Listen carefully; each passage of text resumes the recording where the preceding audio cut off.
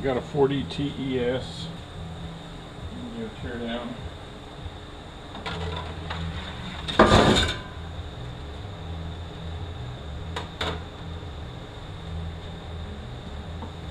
$13mm on this housing here.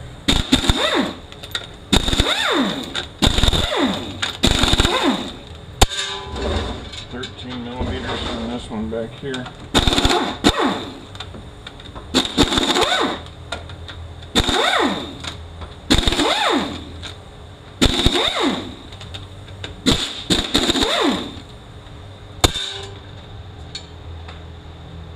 10mm on the pan.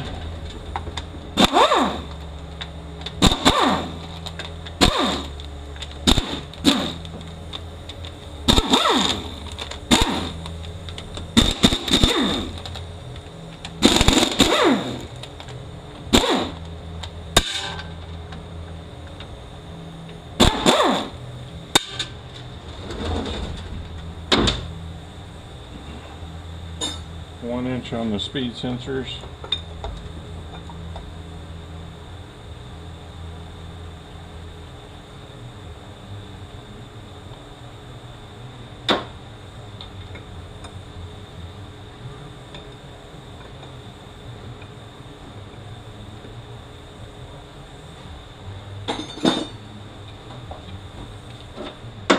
$10mm on the solenoid assembly.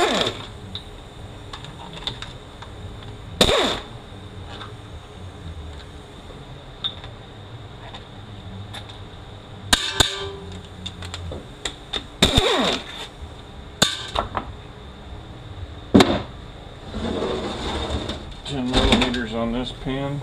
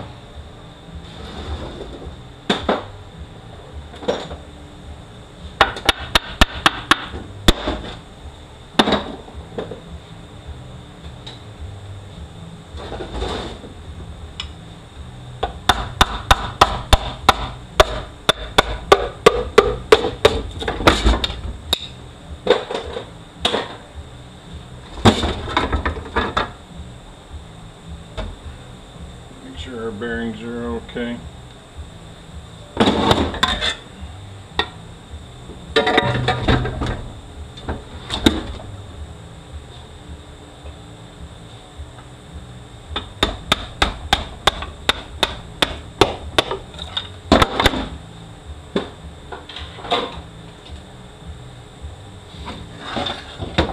You can bend these tabs out on this piece that's holding these bolts right here.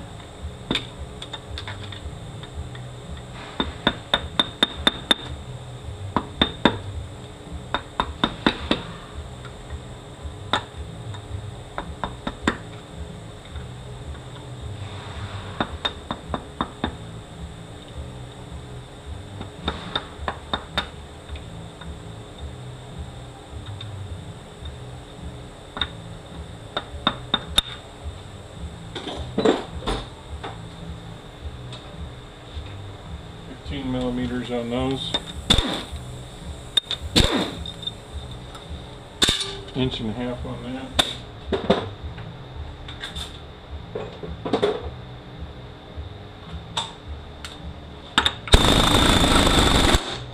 Don't take it all the way out. And move our linkage into low gear.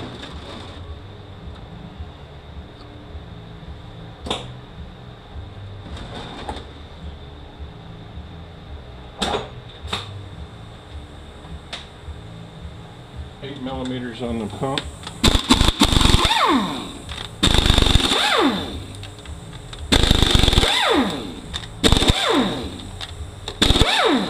There's two spots on this pump that have threads in it.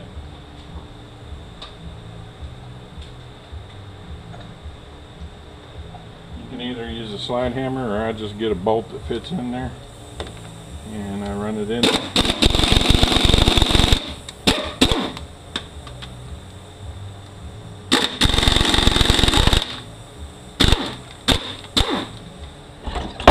Pop the thread out.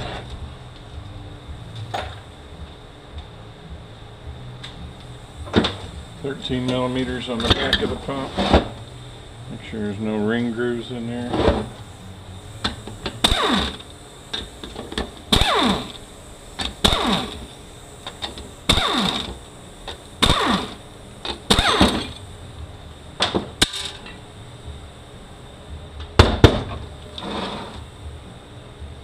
Our pump gears, we're gonna, since this is a gear rotor style pump, we need to pay close attention to this crest right here, and you would need to measure that.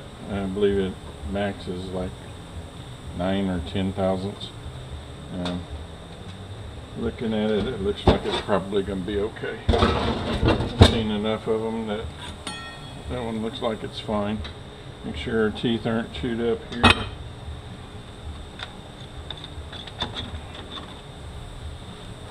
And make sure that where this planet fits in here, that it's not all wallered out, and it'd still be okay. Make sure these splines aren't messed up, no teeth missing here.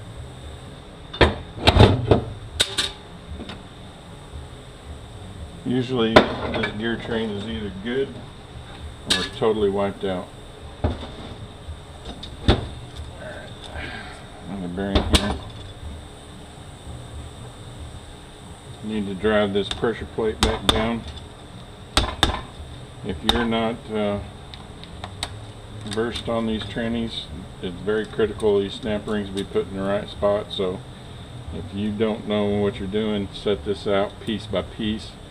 You know, put this snap ring down and then put the set of clutches on top of it, and just keep going that direction, because this tranny does not like stuff being put in the wrong place. It will not work.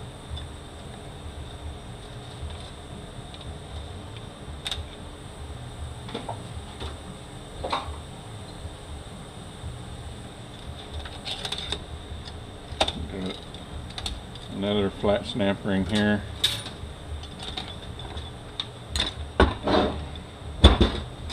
These are your reverse clutches. These are your overdrives. These are pretty toasty. Probably at least one of those steels we're going to replace.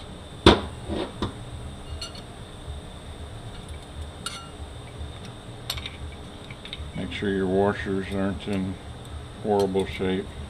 I've seen tabs broken off.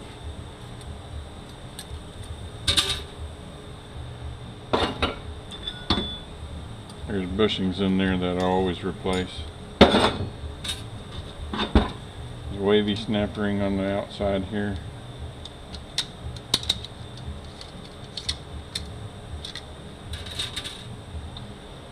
Pop this bearing out of here. Yeah, it's easier to find the end of the snap ring.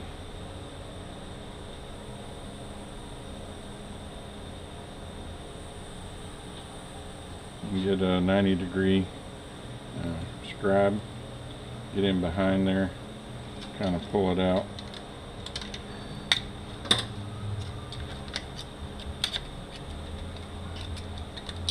This tapered snap ring right here, it's on top. These are fairly bad about breaking. In fact, I think the book says don't reuse them. There's your pressure plate, then there's a flat snap ring underneath that. You do the same thing, find the end of the snap ring, get in there, pull it out a little bit.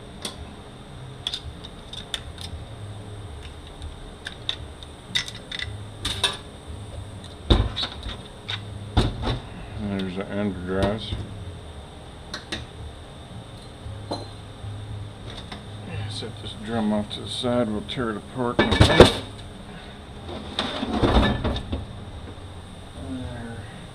water bypass valve. Always replace this.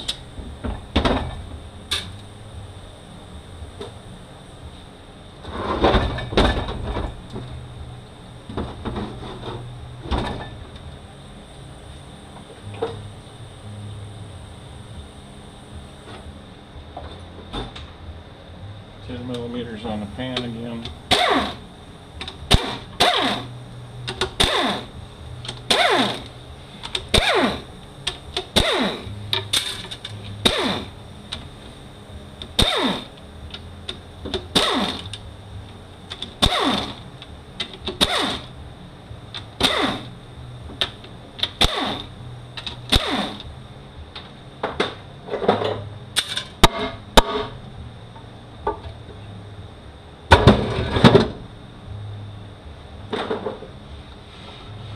Filter's got a couple tabs that pops into the valve bottom.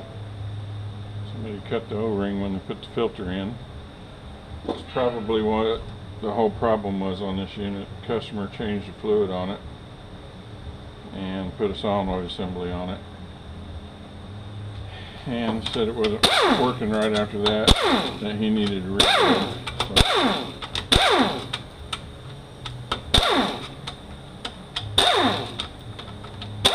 The fluid was nasty.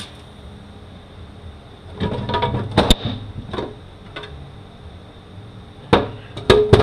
of hard to see.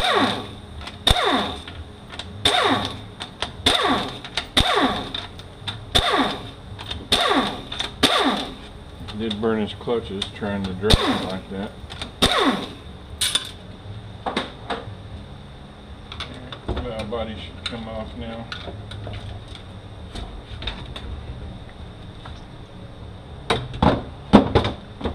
Keep an eye out on where your accumulators and springs are different and different ones. So somebody has been into this unit before, because that spring doesn't normally come on here. I'm going to leave the low reverse accumulator in there for right now, because we may need it to get the piston out.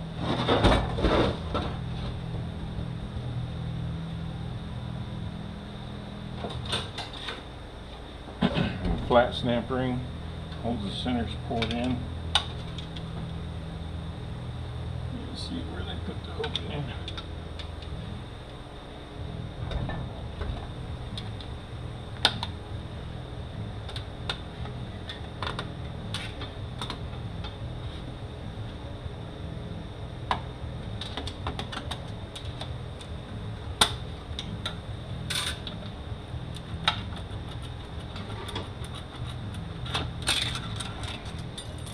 Alright, we got molded pistons on this one. Make sure our pistons are okay.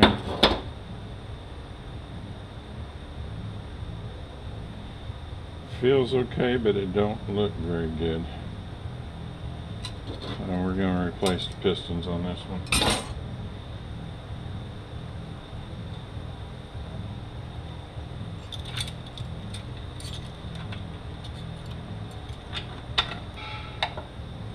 These are our 2 4s. And there's a flat snap ring. And somebody's definitely been into this. Snap rings are in the wrong spot. I mean, I've seen them down here before and they've been okay, but that's not where they come from the factory normally.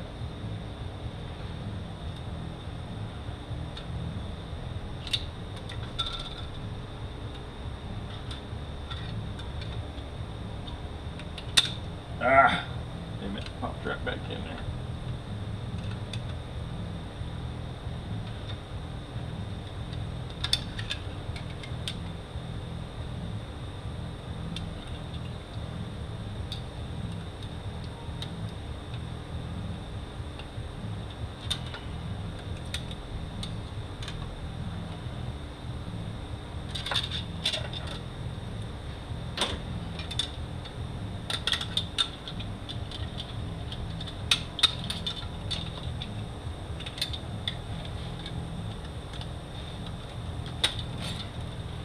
This one is fairly bad about breaking too, and it looks like it's broke. There's probably a piece floating around in there somewhere.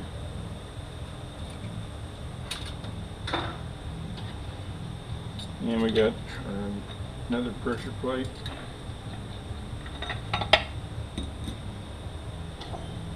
And we got a flat snap ring. Where did they put the end of this one? Okay, that one's where it's supposed to be. And we're going to go ahead and drive out our pins for our fork mechanism. There's 2 holes in there. Let's push the pin out.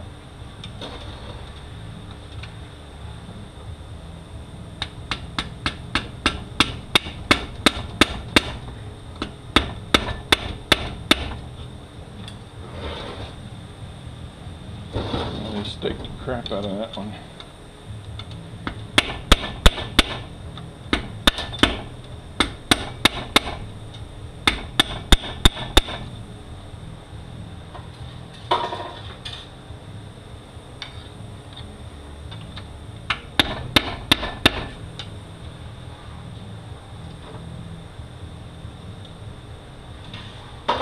I was really afraid this one was going to come out of there.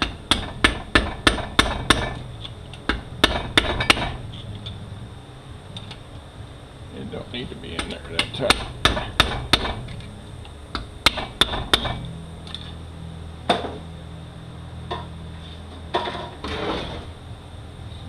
Get behind this now.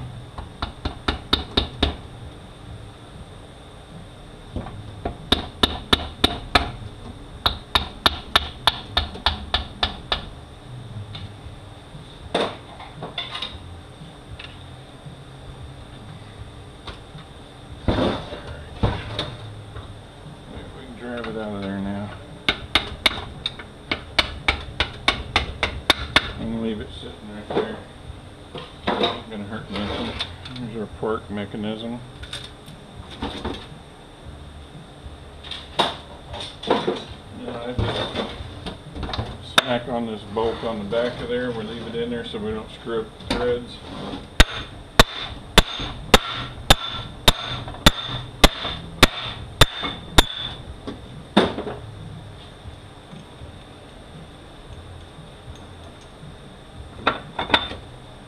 Our transfer gear, our low reverse clutches, our shim,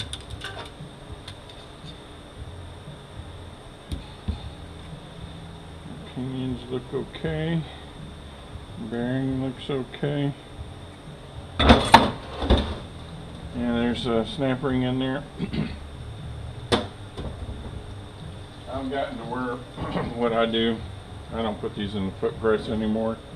Take them out. What I do is get my snap ring pliers and I start one end of it off. And if you're very careful,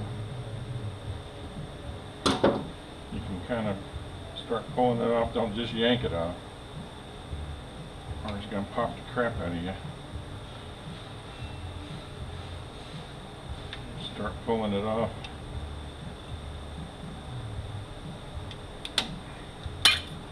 There we go. Usually when it pops you, when it's really freaking cold and it really hurts. Alright, our piston come out.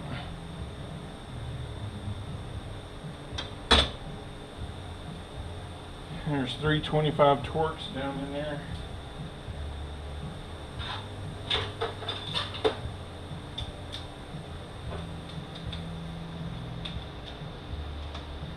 Let's get a long extension.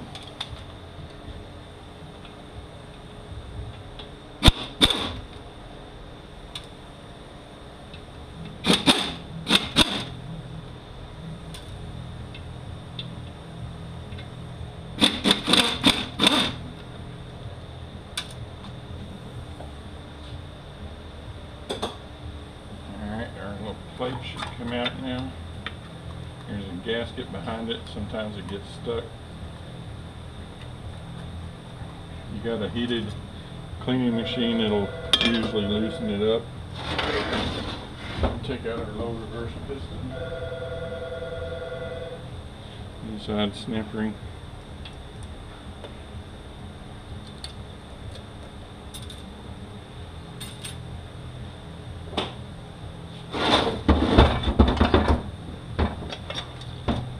And our accumulator on that one. And let's go take this drum apart. There's no need to take this transfer shaft apart unless the bearings are screwed up or you got problems with the gear. If there's nothing wrong with it, just leave it in there. Alright, let me go take this drum apart.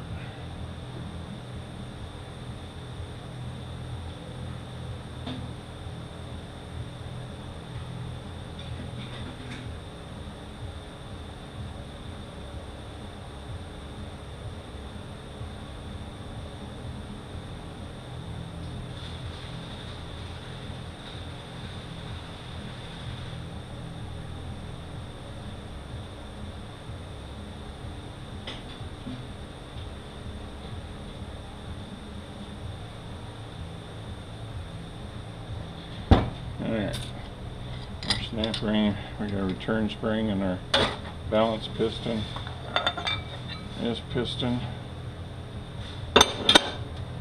and another snap ring in here.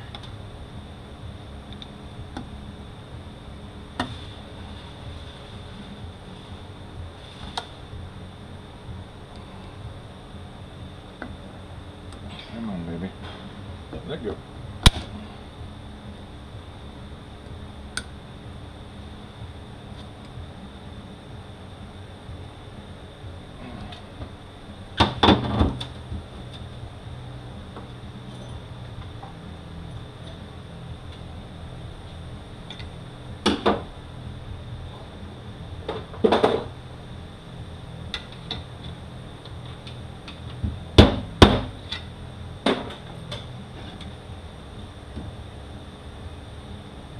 Sometimes you got to give it a little bit of persuasion. All right, and our pistons come off the back here.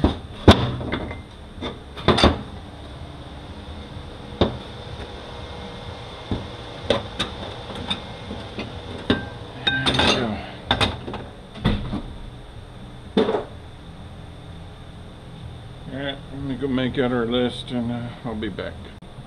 Alright, so we got an LS kit filter, pump bushing. This is what I always replace, pump bushing. 92047A, that's the bushing right back here. Early models is just a 92047. 92050 is a bushing down inside there. S92052EA is a one-piece bushing that goes in the planetary hubs. Cooler bypass valve, will always replace it. And then two of the overdrive stills. On our torque converter we had a code 447AB